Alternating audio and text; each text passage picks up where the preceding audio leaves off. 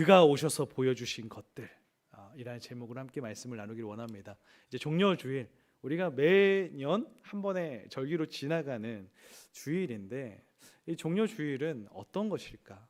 그가 처음 그 예루살렘의 입성을 앞두고 예루살렘에 입성하면서 우리에게 가르쳐 주셔야 했던 마지막 일주일은 어떤 것이었을까? 저희는 오늘부터 고난주간 한 주간 일주일에 있었던 그 사건들을 다루며 이 부활의 영광, 다음 주 부활주일을 함께 맞이하고자 합니다. 오늘 특별히 첫 시간 우리 종려주일, 주님께서 오셔서 보여주시고 가르쳐 주신 것들을 함께 말씀 나누기를 원합니다. 자, 먼저 종려주일은 무엇일까? 종려주일은 이런 의미를 가지고 있습니다. 먼저 사순절 6번째 주일이 시작된다. 마지막 주일을 시작하는 거고요. 또한 예루살렘 공식 입성의 축하 주일이에요. 처음으로 이제 예수님께서 예루살렘의 한 주 마지막 공생의 사역의 끝을 내기 위해서 들어가시는 거죠. 그런데 그때 종려나무 가지를 흔들면서 호산나 찬송하며 맞이하였다 해서 종려주일이라고 합니다. 근데 이 종려나무 가지가 의미하는 것이 불멸, 영광을 상징해요. 그리고 승리를 상징합니다.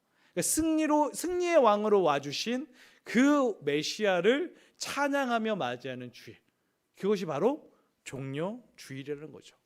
근데 우리가 종려주일을 그냥 절기, 기념일, 부활절 앞두고 한 주 전이라고 생각하고 지나가면 크게 의미로 와닿지 않죠. 왜 종려주일을 하는 걸까? 왜 절기가 필요한 걸까? 이런 생각을 할 수가 있잖아요. 그래서 저는 이 종려주일을 이제 부활주일을 맞이하고 고난주간을 맞이하면서 던지는 질문하는 주일이다라고 좀 볼 수 있을 것 같아요. 그래서 저희는 우리 성도님들께서 이런 질문들을 던지셨으면 좋겠습니다. 두 가지 질문이에요.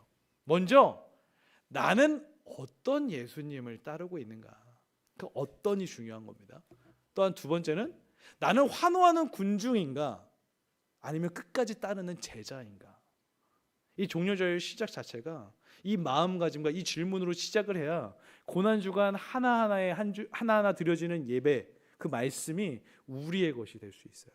그래야 부활의 영광이 우리의 것이 될 수 있다라고 생각이 되어집니다. 한번 오늘 말씀을 나누는 가운데 왜 이러한 질문들을 던져야 되는지 주님의 가르침을 함께 알아가 보도록 하겠습니다. 오늘 11장을 시작하기에 앞서 10장에서 주님께서 이런 말씀을 하십니다. 인자는 섬김을 받으려 하러 온 것이 아니라 섬기려 왔다라고 말씀하시죠. 마가복음 10장 45절의 말씀입니다. 주님께서 이 땅에 오신 목적, 그 정확한 목적을 이미 말씀하셨어요.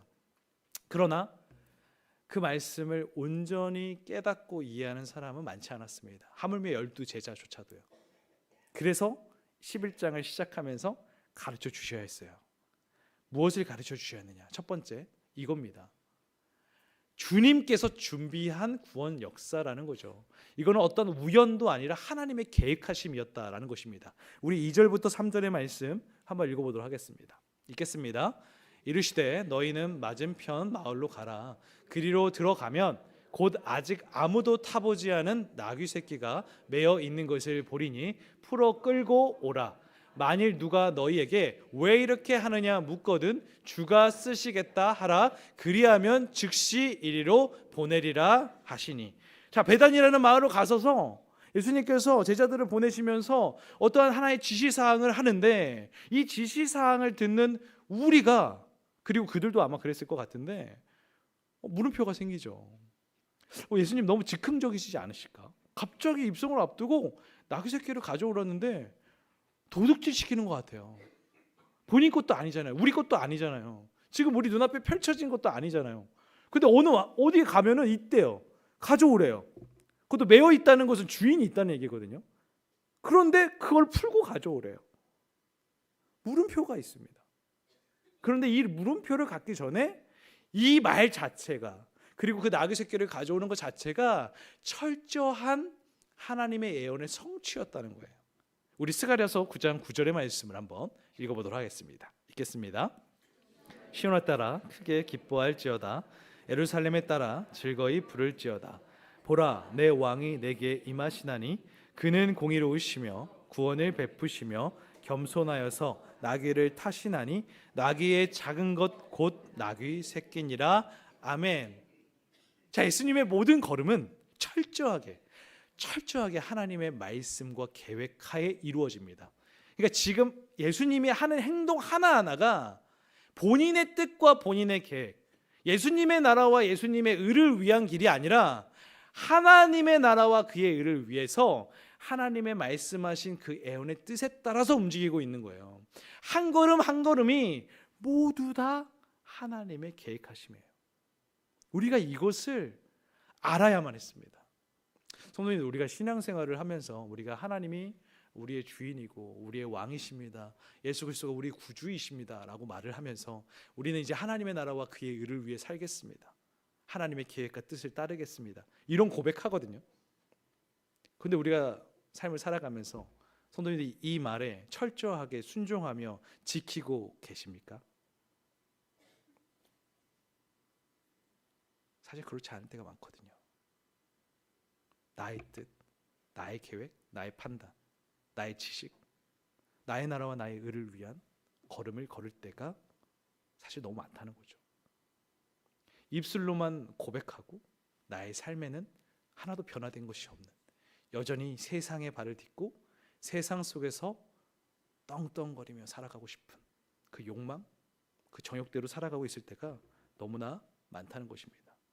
사실 오늘 이 호산나를 외치는 이들조차도 세상 속에서 자신의 뽐내고 싶은, 내가 이런 나라의 이런 백성이야 라고 하고 싶은 의도가 있었음을 너무나 잘 알고 있었고, 12제자 따라오고 있지만 12제자 역시 하나님의 나라와 그의 의, 당신은 나의 주인이십니다 라고 말은 하지만 여전히 그들의 마음속에는 그 주님께서 이 땅에 만왕의 왕이 되실 때 그 오른편과 왼편을 차지하고 싶은 욕망이 그들 안에 있었거든요. 그래서 주님은 보여주셔야만 했어요. 내가 하나님의 말씀과 하나님의 계획을 이루러 왔다. 우리가 이제 고난주간에서 나누겠지만 겟세마네의 기도에서도 정확하게 나오잖아요. 나의 원대로가 아니라 아버지의 원대로 되기를 원합니다. 이것이 하나님의 철저한 그 준비함 속에 주님의 순종이었다. 사랑하는 영천교회 성도님들, 다 하나님이 준비하셨고 하나님이 이루시는 것입니다. 우리는 그 역사 속에 놓여져 있으면 그의 백성이 되고 그의 백성으로서의 영광을 누릴 수 있음을 믿으시길 소망합니다. 또한 주가 쓰시겠다 하라, 이것조차 계획하심이에요. 성도님들, 지금 이 사실이 지금 이루어지지 않았어요. 몇 분 뒤에 일어날 일이죠. 조금 잠시 후에 일어날 일이죠. 그들은 타임머신을 타고 간 것이 아닙니다. 그런데 예수님은 알고 계셔요. 왜일까요? 주님이 준비하셨기에. 가셔서 만날 건데 주가 쓰시겠다 하라, 이 지금 우리의 시대로 한번 살펴보면 그냥 비밀번호 암호입니다. 이런 말을 할 건데 그냥 그거 말하면 줄 거야, 이거거든요. 자, 제가 이걸 한번 생각해보면서 우리가 이제 집 주인보다 손님이나 아니면 가족들이 먼저 갈 때가 있잖아요. 그때 우리가 그 비밀번호를 알려주지 않습니까? 근데 비밀번호를 모르는 사람이 타인이, 내가 알지도 못하는 사람이 막 그 문을 따고 들어가면 도둑질이지만 내가 알려준 비밀번호 입력해서 들어가면 손님인 거죠. 이런 것과 같지 않을까라는 생각을 했습니다. 아, 주님은 이미 계획하셔서 그 비밀번호, 이 나귀 새끼를 가져올 수 있는 비밀번호를 가르쳐 주셨구나. 성도님들, 이제 우리가 한 주간 계속 이 종료주일부터 고난주간, 부활주일까지 하는데 이 모든 구원 역사는 하나님의 철저한 준비하심과 계획하심이었다. 이 사실을 믿고 그 주님의 역사에 동참하여 나아갈 수 있는 저 우리 영축교회 온 성도님들 되시기를 주님의 이름으로 축복합니다. 우리가 모를 뿐 주님과 하나님은요, 우리를 위해서 엄청 힘쓰시고 계신 거예요. 우리를 너무나 사랑하셔서 정말 그 두 분이 철저한 계획과 그 모든 것들을 이루시기 위해서 하나하나 한 걸음을 내딛으셨다. 이게 너무 중요하다라는 것이죠. 그리고 그가 오셔서 보여주신 두 번째는 무엇일까요? 바로 이겁니다. 겸손의 왕으로 오셨다는 거예요. 내가 어떤 예수님을 믿는가, 내가 어떤 만왕의 왕 그 예수의 모습을 그리고 있는가, 이걸 우리도 한번 생각해 볼 필요가 있으신 거죠. 우리 7절 말씀을 한번 읽어보도록 하겠습니다. 읽겠습니다. 나귀 새끼를 예수께로 끌고 와서 자기들의 겉옷을 그 위에 얹어 놓음에 예수께서 타시니, 아멘. 자, 이스라엘 백성들에게 있어서 나귀가 어떠한 의미일까? 이것도 알아야 돼요. 나귀는 이런 의미를 가지고 있을 때요. 세 가지를 상징하는데, 그냥 먼저 첫 번째는 1차원적인 짐을 지는 짐승. 나귀가 항상 짐을 지는 짐승의 대명사였어요. 두 번째 섬김, 세 번째 봉사예요. 그래서 유대인들이요, 이 전쟁의 역사잖아요. 근데 전쟁을 하는 역사 속에서 사신들이 오고 가는 이런 조약을 맺어야 되는 시간들이 있었을 때, 전쟁을 취해서라도 이 땅을 차지하거나 전쟁을 한번 해보려고 할 때는요, 사신을 보낼 때 종말을 태워서, 좋은 말을 태워서 사신을 상대방에게 보냈다고 합니다. 그런데 우리는 싸우고 싶지 않아요. 당신들과 화친하고 싶습니다 라는 마음을 가질 때는요, 나귀 새끼에 사신을 태워서 낮아짐의 모습을 가지고 그들에게 보냈다고 합니다. 이거 자체가, 나귀라는 이 존재 자체가 사실 겸손함, 낮아짐을 의미하는데, 그 중에서도 작은 것, 나귀 새끼예요. 나귀를 새끼는 타자마자 주님은 나는 겸손의 왕이요 평화의 왕으로 왔다는 것을 지금 말하고 있는 것입니다. 그러니까 주님께서 하시는 말씀 자체가 하나도 허투루 이루어지는 것이 하나도 없다는 거예요. 그런데 주님께서 이렇게 말씀하시고 그동안 수없이 가르치시고 무엇보다 마가복음 10장 45절에서 내가 섬기러 왔다라고 말했음에도 불구하고 사람들은, 제자들은 오해하고 있습니다. 자, 우리 9절부터 10절의 말씀도 읽어보도록 하겠습니다. 읽겠습니다. 앞에서 가고 뒤에서 따르는 자들이 소리 지르되 호산나 찬송하리로다. 주의 이름으로 오시는 이여 찬송하리로다. 오는 우리 조상 다윗의 나라여 가장 높은 곳에서 호산나 하더라. 아멘. 주님께서 그렇게 가르치시고 가르치시는데 그들의 귀에 그 말이 하나도 들리지 않습니다. 겸손의 왕으로 오셨다, 나귀 새끼를 타고 왔기 때문에 겸손의 왕으로 오신 것이다 라고 하지만 그저 그들에게는 구약의 예언을 받고 온 메시아에 불과했어요. 그들이 왜 주님의 그 가르침에 계속 귀가 열리지 않았을까? 왜 그럴까요? 그들은 그들이 그리고 있는, 그들이 생각하고 있는 메시아의 모습이 있었던 거예요. 겸손의 왕 따위가 아니라 정치적 메시아. 지금 왜 그들은 정치적 메시아를 원한 것입니까? 그들은 지금 로마의 압제를 받고 있거든요. 그들은 어찌 보면 식민지와 같은 삶을 살고 있거든요. 그들은 자유롭지 않은 나라의 백성에 불과할 뿐이거든요. 그렇기 때문에 지금 우리의 이 억압된 이 현실을 극복하고 우리를 다시 온 나라의 열방의 제사장 국가뿐만이 아니라 호령을, 천하를 호령할 그것을 원하는 거예요. 그런데 여기서 그것을 의미하는 게 무엇이냐면 첫 번째 호산나. 호산나가 우리를 구원하소서라는 의미예요. 그런데 이것은 금기어입니다. 지금 로마가 있잖아요. 로마의 왕이, 황제가 있잖아요. 근데 우리를 구원하소서 도대체 누구한테 하는 말입니까? 금기어입니다. 또한 다윗의 나라여, 이것도 금기어입니다. 굉장히 목숨을 걸어야 되는 말이에요. 지금 로마인데 다윗의 나라를 원한다, 결국 반역을 꾀하는 말로 오해받을 수도 있는 거죠. 그러나 그만큼 그 사람들은요, 지금 우리를 구원할 다윗의 나라와 같이 그 당시에 온 땅을 호령했던 그 위상을 회복받고 싶었던 겁니다. 그런데 지금 주님께서는 계속 말씀하시는 거죠. 나는 군사적인 왕이 아니고 너희들이 원하는 정치적인 메시아가 아니고 평강과 겸손의 왕으로 이 예루살렘으로 입성하는 것이다 라고 말하고 있는 것입니다. 그렇기 때문에 우리는 다시 한번 질문을 던져야 돼요. 자, 이런 질문을 던지셔야 됩니다. 나는 어떤 예수님을 생각하고 따르고 있는가? 다시 한번 질문합니다. 나는 어떤 예수님을 생각하고 따르고 있습니까? 내가 생각하는 예수님, 내가 생각하는 왕의 이미지가 아니라 주님께서 말씀으로 가르쳐 주신 그 겸손의 왕, 그러나 그 겸손이 온 땅을 구원할 그 왕의 모습을 생각하고 나아가는 우리가 되기를 간절히 소망합니다.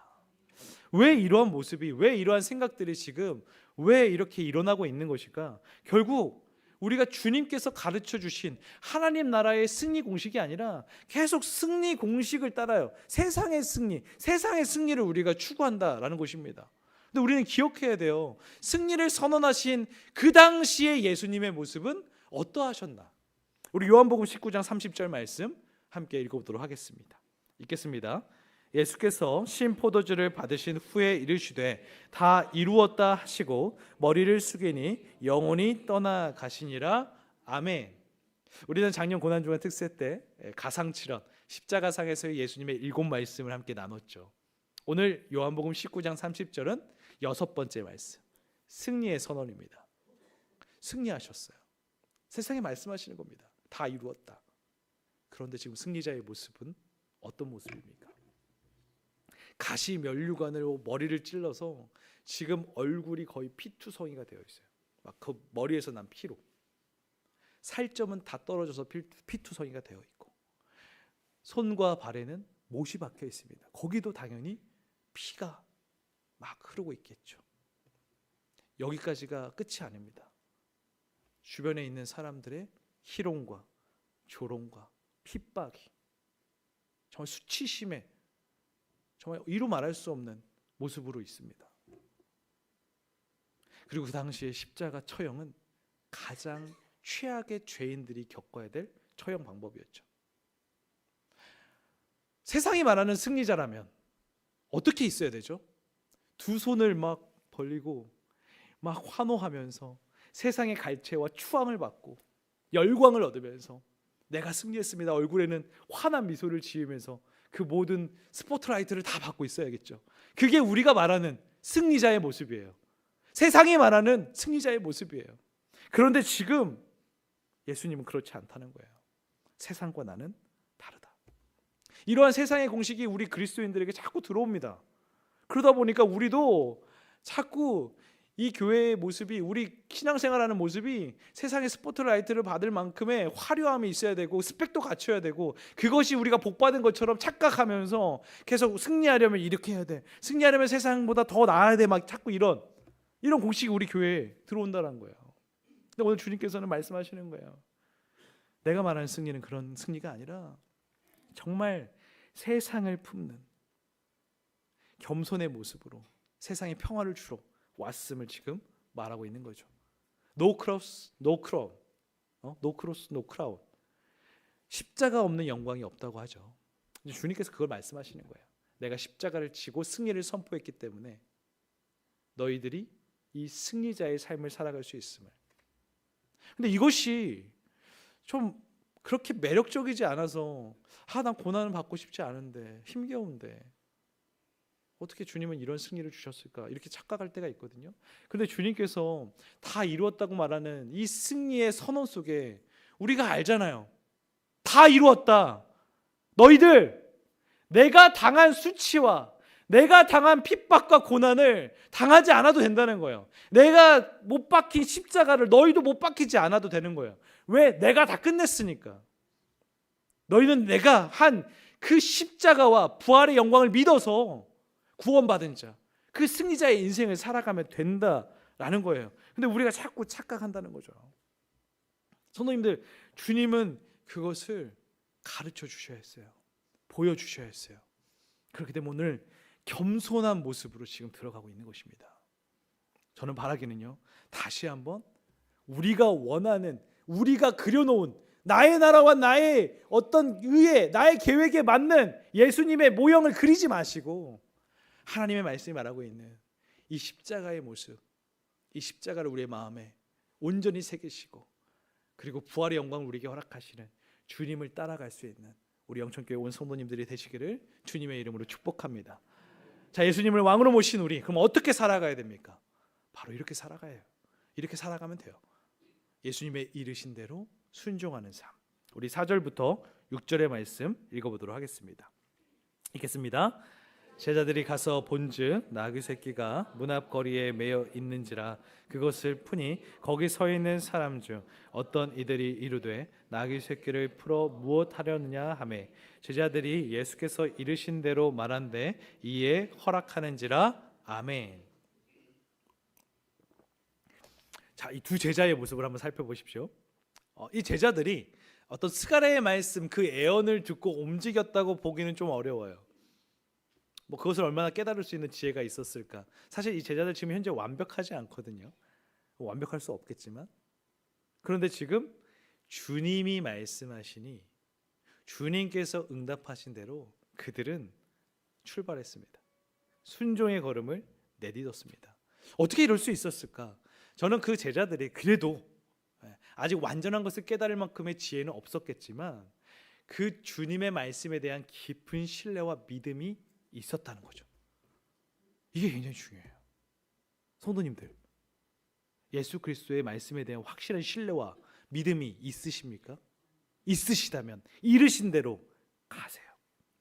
가시면 놀라운 일이 일어날 수 있다는 거예요. 우리가 하나님의 말씀을 들으면서 100%다 이해하고 믿겠다? 아니요. 목회자인 저도 100% 논리로 이해되지 않는 게 많아요. 이해할 수 없는 말들이 성경 속에 있을 때도 있다는 거예요. 아직도 난해 구절들이 많은데 인간의 지혜로 충분히 100% 이걸 소화할 수는 없어요. 그런데 하나님의 말씀이니까, 예수님이 말씀하셨으니까 그 신뢰와 믿음으로 나는 간다, 이겁니다. 이거는 100% 우리가 할 수 있는 거예요. 제자들이 그렇다면 우리도 할 수 있다는 거죠.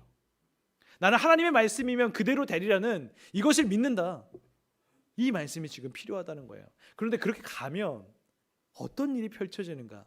평행구절인 누가복음 19장 32절에 엄청나게 감격적인 말이 있습니다. 우리 19장 32절 말씀 한번 읽어보도록 하겠습니다. 읽겠습니다. 보내심을 받은 자들이 가서 그 말씀하신 대로 만난지라. 아멘.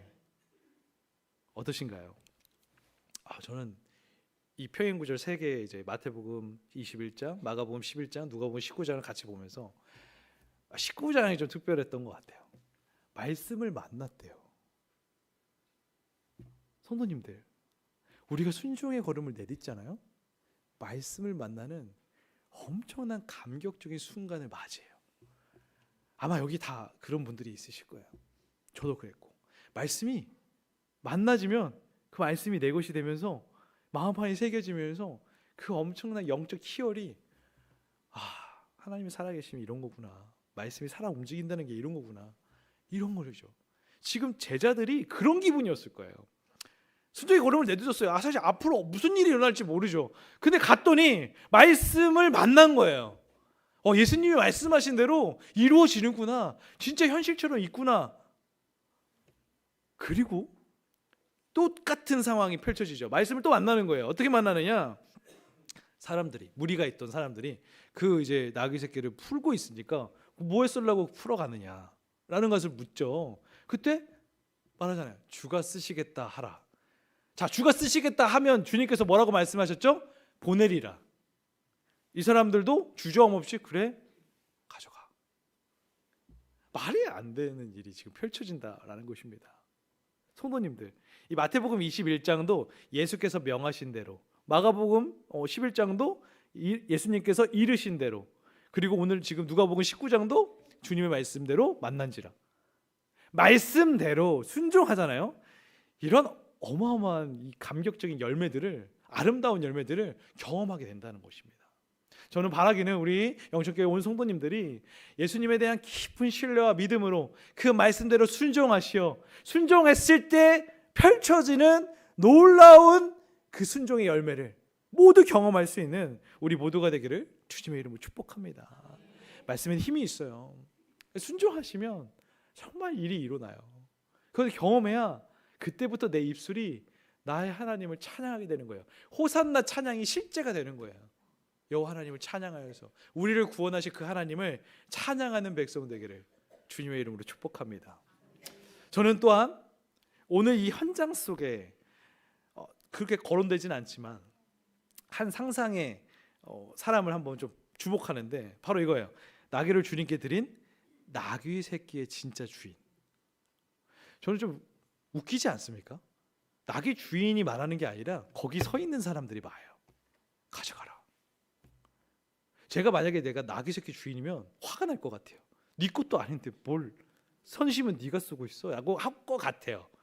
여기 이런 말들의 제 성향이 좀 드러나는 것 같습니다. 네 것도 아닌데 이럴 것 같은데 낙의 주인이 아무 말도 하지 않는다는 거예요. 가만히 있었다는 거예요. 거기에 순응했다는 거예요. 근데 이게 왜냐하면 너무 놀라운 거, 나귀가 1차원적인 어떤 동물이라고요? 짐을 지는 짐승이에요. 만약에 나귀의 그 새끼의 주인이 그렇게 주지 않으면 그 나귀 새끼는 평생 짐만 짊어지다가 사라지는 짐승이죠. 그런데 나귀 새끼가 그 주인이 순종하니까 그 나귀 새끼가 어떤 나귀가 되는 거예요? 만왕의 왕, 이 땅을 구원할 겸손의 왕으로 오신 예수님을 태우고 예루살렘을 입성한 메시아를 태운 나귀가 되는 거죠. 이게 순종이 얼마나 아름다운 열매를 맺을 수 있는가 우리가 볼 수 있는 것입니다. 우리가 너무 겸손하다 보니까 어떤 하나님의 역사에 나 같은 게 뭘 쓰임 받을 수 있겠어? 내가 어떻게 할 수 있겠어? 자꾸 우리는 핑계대고 자꾸 피해요. 순종하기보다는 나보다 더 괜찮은 사람들이 있을 텐데. 그런데 한번 주목하세요. 여기 현장 속에 오늘 이 현장에 등장하는 한 명의 제외되는 사람 없이 모두가 그 구원 역사의 첫 시작을 같이 한다는 거죠. 주인, 제자들, 나귀 새끼, 그리고 함께 있었던 사람들, 나귀 새끼 주인까지. 이것이 의미하는 것이 무엇입니까? 하나님의 구원 역사에 순종하는 사람을 모두 사용하신다. 모두 사용하신다. 우리 영천교회 성도님들이 순종하면 우리 영천교회 성도님들을 하나님의 구원 역사에 모두 사용하신다. 한 명도 소외되지 않을 겁니다. 저는 바라기는요, 이런 구원 역사에 우리 한 사람도 낙오되지 않고 다 그 구원 역사에 쓰임 받는 우리 온 성도님들이 되시기를 주님의 이름으로 간절히 축복합니다. 말씀 마치겠습니다. 이런 고난주간 특별 새벽기도회 같은 거를 하고 나서 우리가 준비하고 계획하지만 사실 목회자에게 늘 부담이 되는 게 있습니다. 이거를 같이 갑시다, 참여합시다 라고 하는 말이 성도님들의 그 일상을 알기 때문에 목회자라고 부담이 안 되는 게 아니에요. 그러나 저는 강권합니다. 아멘. 왜냐하면 성도님들 봐보세요. 우리 영천교회 1년에 특별 기도회가 2번 있어요.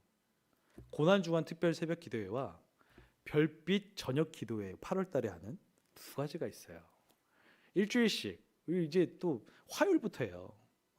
화요일부터 하는데 우리가 평상시에 새벽 예배 깨우기 쉽지 않으시잖아요. 평상시에 금요 기도에 오시기 쉽지 않으시잖아요. 그러면 이런 특별한 날이라도 힘을 쓰셔야 영적인 성장과 도약이 일어날 수 있어요. 아멘. 감사합니다. 권사님. 우리 80이 가까운 권사님만 지금 아멘 타이밍을 제가 안 드려서 그러죠? 아멘. 좀 저는 강권해요. 꼭 이 한 주라도 내가 특별하게 특별한 열심을 내셔서 이 기도의 자리에 오세요. 은혜를 사수하세요. 사수해야만 은혜는 더 크게 얻어지는 거거든요. 그냥 거저 얻어지는 게 아니라 내가 또 차지해야 될 은혜도 있는 거예요. 그래서 기도의 자리도 오시고 금요 기도회 이제 성금요일 금요 기도회는 더 특별하잖아요. 그때 좀 특별한 예식들을 좀 하려고 저희가 준비하고 있습니다.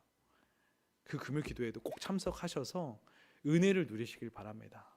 우리 영천교회 이 고난주간 시간이 그리고 부활주일까지 한 사람도 은혜에 소외되지 않고 은혜 안에 거하며 은혜를 선포할 수 있는 우리 영천교회가 되기를 주님의 이름으로 축복합니다. 기도하겠습니다.